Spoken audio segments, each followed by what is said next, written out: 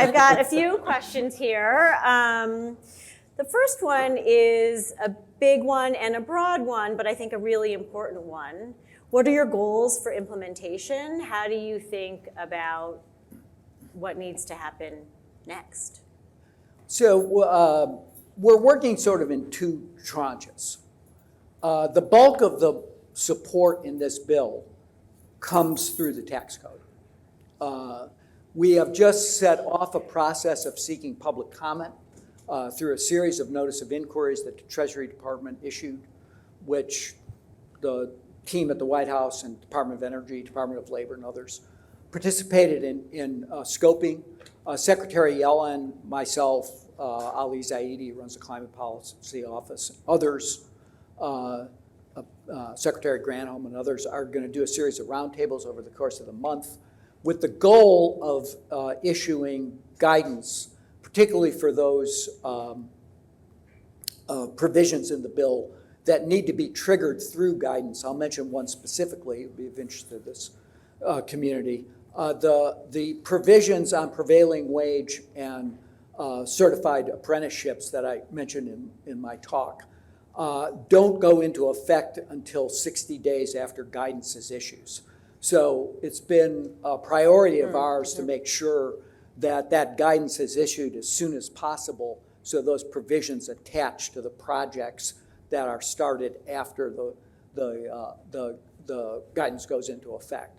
So we've been hard at work at that and in early consultation. That's ultimately the Treasury's job to do in conjunction with the IRS.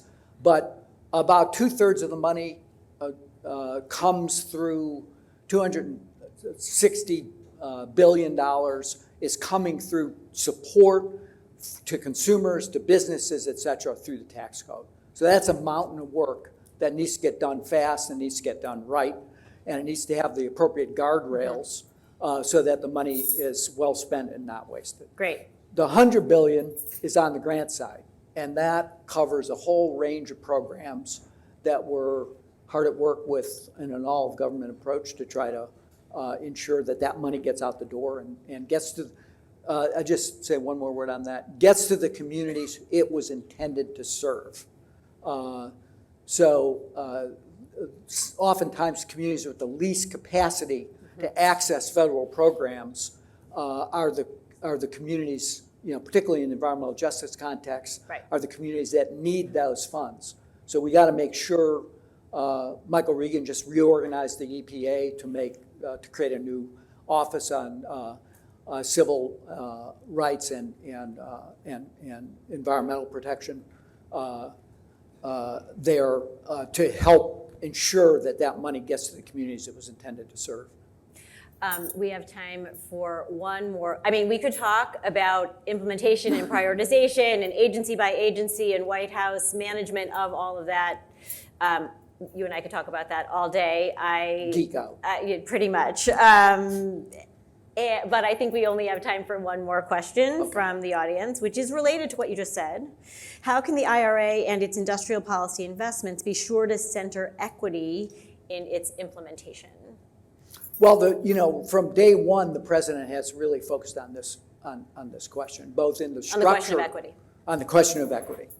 The commitment, the Justice 40 commitment I mentioned, the structure of creating the Environmental Justice Advisory Committee and a council of the leaders of the government were all aimed at ensuring that programs are accountable to that 40% figure going, that the benefits of those programs are, 40% of the benefits are going to disadvantaged communities.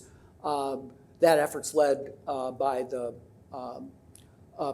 Mallory at CEQ and by OMB, and Shalonda Young, and we're working in tandem with them to ensure that the new programs that are in this bill join with really the bigger numbers that are when you start putting hundreds of federal programs with an eye on that test and be able to monitor, verify, and be accountable to that standard. That's really where the rubber hits the road.